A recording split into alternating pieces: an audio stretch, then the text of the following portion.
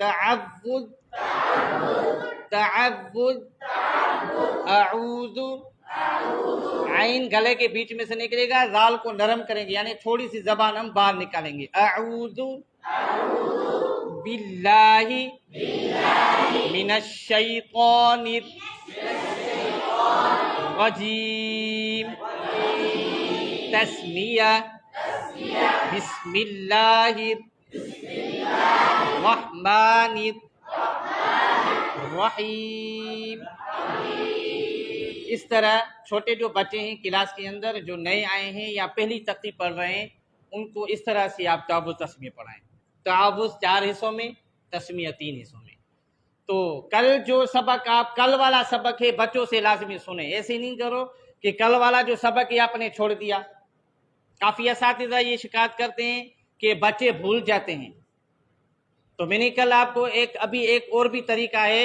مثلا ہم نے کل ایک طریقہ پڑھا، الف سے لے کر یا تک پورا پڑھ لیا شکلوں میں. جب بچہ بور ہو یا بچہ دلچسپی نہیں لیتا ہو، جو ہر ایک حرف کو ہم نے پوری شکل میں پڑھا. انشاءاللہ تعالیٰ اس طریقے سے بچہ کبھی بور نہیں ہوگا کہ الف سے لے کر یا تک پڑھاؤ، یا سے لے کر الف تک پڑھاؤ، بیچ میں سے پوچھو. یعنی بچے کو صرف سیدھا نہیں پڑھاؤ، الف سے لے کر یا تک بس یہی پڑھنا ہے تو بچہ سیدھا پڑھے گا، بیچ میں سے پوچھیں گے وہ نہیں پڑھے گا. ٹھیک ہے؟ تو سبق کا عنوان جو کل ہم نے سبق پڑھا اس سبق سے لازمی پوچھنا ہے یا اس سبق میں سے آپ سوال کرو. ٹھیک ہے؟ تو کرتے ہیں سبق کا آغاز. تختی نمبر 1 مفردات. سب سے پہلے سبق کا عنوان بچے کو آنا چاہیے کہ میں یہ جو سبق پڑھ رہا ہوں یہ سبق کون سا ہے، اس سبق کا نام کیا ہے. اس سبق کی پوری تفصیل بچے کو بتانی ہے. تختی نمبر 1 مفردات. ابھی مفردات آپ نے کل پڑھا. مفردات کی معنی کیا ہے؟ مفردات کی معنی کیا ہے؟ ٹھیک ہے. اور مفردات حروف کتنے ہیں؟ 29 ہے. کون سے؟ الف سے لے کر یا تک. الف با تا نہیں، الف سے لے کر یا تک جو حروف ہیں ان کو کیا کہتے ہیں؟ ان کو کیا کہتے ہیں؟ مفردات. الف سے لے کر یا تک ہم نے کل پڑھا. ابھی صرف ایسا نہیں ہے دیکھیں الف سے لے کر یا تک پڑھ لیا ابھی یہ پورا ہو گیا، نہیں. ان میں سے یہ جو حروف ہیں ان کی بہت مشق ہے. مثلا ہم نے حروف جو پڑھے تھے ان میں سے 2 طرح کے حروف تھے. ابھی میں مثلا ایک کھینچ کر پڑھے جانے والے حروف ایک تھے جس کو ہم کھینچ کر پڑھ رہے تھے، دوسرے حروف تھے جن کو بغیر کھینچ کر پڑھ رہے تھے. ہم ابھی پڑھیں گے کھینچ کر پڑھے جانے والے حروف. تو بچوں کو یہ ایک ذہن نشین کر لو کہ بیٹا ہم نے یہ جو تختی پڑھی تھی ان میں سے 2 طرح کے حروف تھے، ایک کھینچ کر پڑھے جانے والے حروف، دوسرے بغیر کھینچ کر پڑھے جانے والے حروف. تو ہم ابھی پڑھیں گے کھینچ کر پڑھے جانے والے حروف.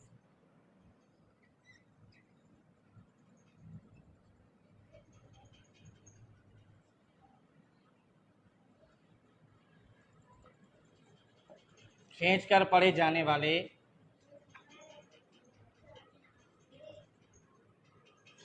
حروف 15 ہیں. کتنے؟ کھینچ کر پڑھے جانے والے حروف 15 ہیں. کتنے؟ 15. جیم. جیم کو ہم نے کھینچ کر پڑھا. ابھی بچے کو ذہن نشین کرنا ہے کہ جیم میں مفردات حروف میں ہم نے کھینچ کر پڑھا تھا. ٹھیک ہے. جیم. دال. رال. دال کو نرم کرو. رال. رال. سین.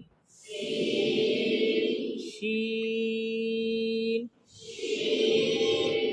صاد.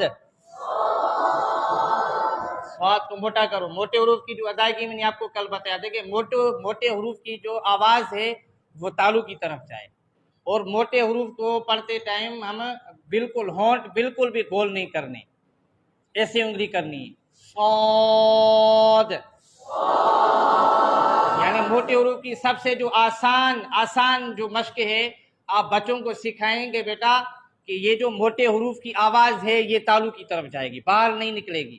جسے ہم نے پڑھا جیم کی آواز باہر نکل رہی ہے، دال کی آواز باہر نکل رہی ہے.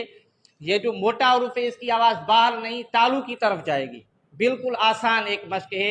آپ بچے کو یہ ذہن نشیر کرا لیں کہ جو موٹے حروف ہیں ان کی آواز کہاں جائے گی؟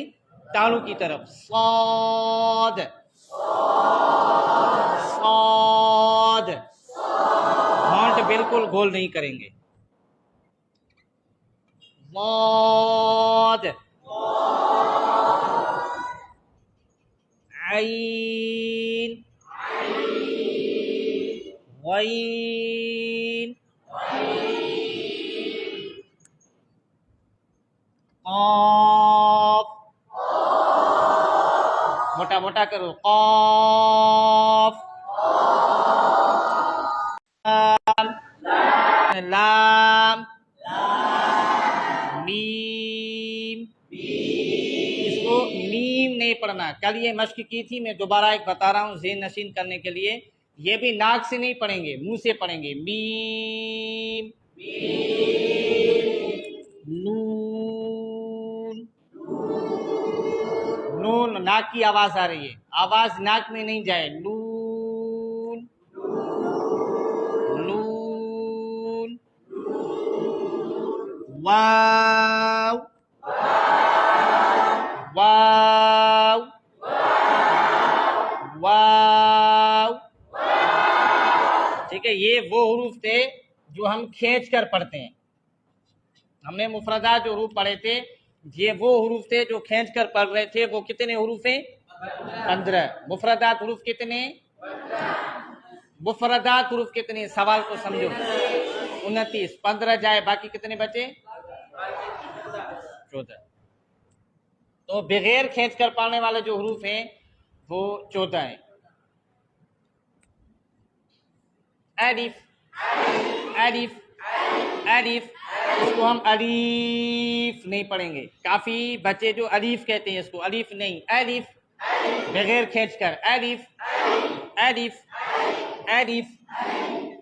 با، با. اس کی ادائیگی میں نے کل کیا بتائی؟ جیسے منہ کھولے یہ حرف ادا ہو جائے. با، با. کافی بچے کیا غلطی کرتے ہیں؟ با، با ایسے کر دیتے ہیں. صحیح ایسا ہوئے نا؟ با یا آخر میں ایک جھٹکا دیتے ہیں. با، با، با. ایسے نہیں، یہ بغیر کھینچ کر پڑھتے ہیں صرف منہ کھولنے سے ہی. جیسے بچوں کو یہ بات صرف یہ بات ذہن کر لو کہ بیٹا منہ جیسے یہ بند ہے نا ایسے، بس اتنی ادائیگی. یہ با، با، با، با. تا، تا، تا، تا.